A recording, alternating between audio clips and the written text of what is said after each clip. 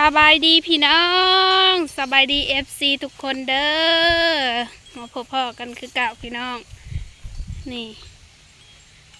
จักมือแล้วบ่ได้มาใกล้นานี่พี่น้อง มามือนี่ผุดเข่าหาเปลี่ยนสีแล้วพี่น้องเอ้ยนี่ทิศหน้านี่พอดีเหลืองเลยเพราะว่าอีพ่อเป่งน้ำหมดเลยเนาะอันนี้ก็เริ่มแล้วแหละนี่สิได้เกี่ยวแล้วพี่น้องเอ้ยเห็นแต่ผู้อื่นเพิ่นเกี่ยวเฮาก็สิก้าวเข้าสู่ฤดูนี่แหละอันที่จริงข้อยเองก็ได้เกี่ยวแล้วพี่น้องห่างหายจากนาไป3-4 มื้อไปหาเกี่ยวข้าวรับจ้าง หาเกี่ยวข้าวรับจ้างพี่น้องมาหน้าตัวเองค่ะเปลี่ยนสีแหละสีเหลืองเลยไว้ขนาดเลยถึงระยำฤดูนี่ละกะเพิ่นเป่งน้ำออกละกะเหลืองเลยเนาะทิศหน้าทิศฮือกะไว้อีก2-3 ทิศด้วยหอดบ่โดนก็ได้เกี่ยวแล้วพี่น้องเบิ่งแต่สีมันนี่เปลี่ยนสีแล้วนี่ห่างหายจากการเลี้ยงงัวไป3-4 วันกลับมาคือเก่าเมื่อวานนี่ก็ไปซอยซาวแมงปอไปเกี่ยวเพิ่นจ้างเนาะวันละ100,000เกือบเป็นลมมันแดดแท้แดดว่าค่อยมากกะเจ็บหัวหมุบยามมื้อแรงนะเพิ่นแซดมาอีกว่ามาอีกบ่มื้ออื่นว่ะมื้ออื่นก็จ้างอีกพอเราว่าพังเบิ่งก่อนเด้อเจ็บหัวว่าสิไปให้แหละพี่น้องแต่อีพ่อเราผัดหมูมาสวนแต่เช้าแล้วเพิ่นให้คอยมาเลี้ยงงัวบ่มีผู้เลี้ยงงัวก็เลยได้หยุดเลี้ยงงัวอีกมื้อนี้ก็ว่าสิไปให้แหละบ่มีผู้เลี้ยงแล้วก็มาเลี้ยงซะปล่อยให้เพิ่นเลี้ยง3-4 วันอันนั้นก็จมเจ็บแอวน่ะคอยว่าย่างไปยังอันนี้ย่างไปกินข้าวลุ้นเบิ่งเทียบมันหันแท้โอ้หัวก็ได้หลังจากที่ได้ลงคลิปอันสะปลาไปแล้วพี่น้องมื้อต่อมาก็ไปเกี่ยวข้าวนะสาวบิว2 มื้อเนาะเพิ่นจ้างวันละ150,000ก็พอดีได้300,000มื้อที่3ก็ไปคนก็ได้เงิน60,000คนขับแรงไปขับเศร้าแหละแต่พ้นตกก็เลยหยุดแล้วก็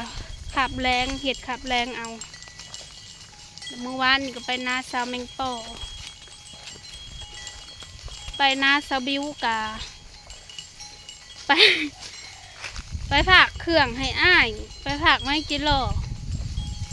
ผักไปกรุงเทพนั่นแหละพี่น้องไปแวะตลาดกับเกี่ยงตับเงินก็ได้ เกี่ยงตับเลยเงิน300,000ซื้อน้ำมันโหลดแชน1ซื้อไข่แตะ1ซื้อสิ้นโล1ได้สำนั่นแล้วเงิน300,000นะตากแดดจนอยากตายไปใส่ข้าวเดียวปัดหน้าเช้าแมงปอกะฟ้านี่แสนเช้ายังบ่ทันเบิดพูดแล้วขันได้ไปตลาดกับปู้เข้าไปเหยียบตลาดนี่บ่ฮอดนาที2 นาทีเบิดแหละเงินจำนะเพราะว่าเครื่องคองมันแพงพี่น้องเอ้ยงัวอันนี้ใช่ปัดบ่อยู่ทุกบ่ได้เลี้ยงลายมือกลับมาเลี้ยงใหม่รู้จักแบบใดมันแหลนใส่ตะเข่าป้าอยู่พี่เป็นเรืองบัดเลยปิ๊บป้าพี่น้องเบิ้งแหน่บ่ได้เห็นนาจากมือ3 มื้อ4 มื้อมาเห็นแบบนี้นะเรืองบดเลยเด้อโอ้ยทิศหน้าก็ได้เกี่ยวแล้วอันนี้ฮะเชิงพี่ช่างนี่เดี๋ยวว่าได้ นี่พี่น้อง งานนี่ฮะเขาดำก่อนหมู่มันเลยเหลืองนี่ป้าขอยก็บ่ได้คิดว่าสิเหลืองไว้ขนาดนี้ได้อันนี้ฮะเท่าบ่ได้เห็นอันนะ3 มื้อ4 มื้อเองเหลืองหมดแล้วโซนน่ะหายังเคี้ยวอยู่เพราะว่าหาดำตามหลังโซนนี่ติทิศหน้านี่ได้เกี่ยวนี่โกยมาเด้อผู้ใดสิมาเกี่ยวซอยกะที่หาอยู่เข้าคนละสอบข้าวเปลือกเด้อบ่แม่นสอบข้าวสารพอมาเลี้ยงซอยกะจมบ่แพ้งูอ่ะมันดื้อมันลอยกินแต่ข้าวตามแคมป์นี่บ่ได้มีห่วงข้าวได้เพิ่นกินนะมันพยศหัวเลย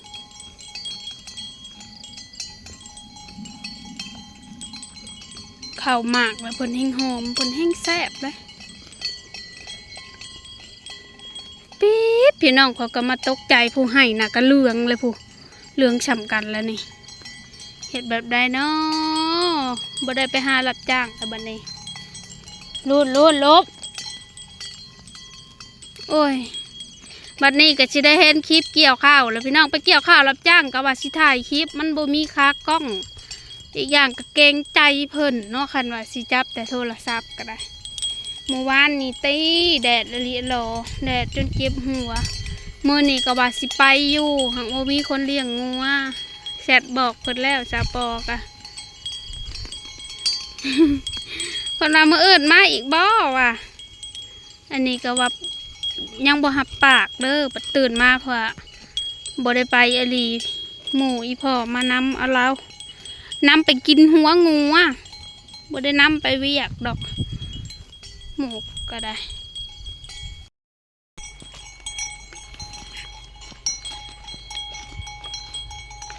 นะทงติดกันก็ยังเขียวอยู่พี่น้องเพิ่นใส่ข่าว12กำลังถอกเนาะข่าว12ส่วนข่าว11นะเรื่องแล้วนี่เปลี่ยนสีหมดแล้วมาเห็นหน้ากับจนตกใจว่าคือเหลืองเลยป้าตัวอันนี้หาข่าวเจ้าเฮานี่หน้าเฮาเองไห่เดียวนี่แหละยังเขียวเป็นข่าวเจ้าพี่น้องไห่เดียวนี่นานเหลืองแต่เนาะหากระถอกก็ยังบ่เบิดซะนะ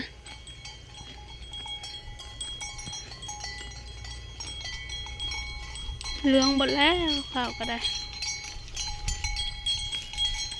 ทิศหน้านี่พอได้ลงมือเลยพี่น้องเอ้ยใครบ้างก็มาซอยในเด้อบ่ว่างกับบ่มาบ่เป็นหยังเกี่ยวเองก็ได้แต่ละปีก็เกี่ยวเองอยู่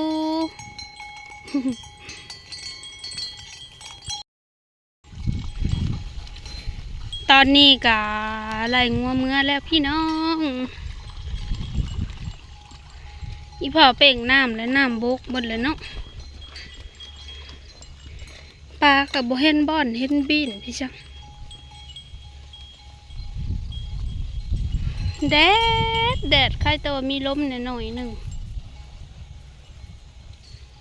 เพิ่นก็พากันหิวน้ำบ้าพี่ไว้จากบ่อมันแดดนี่ทยอยมาเถื่อละโตอยู่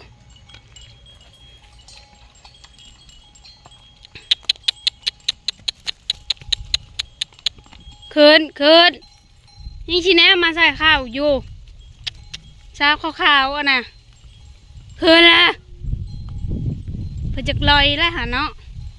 โอ้ยคอยสิยิงหมึกทุนใส่ปากเพิ่นกินไว้ผู้กินก็ได้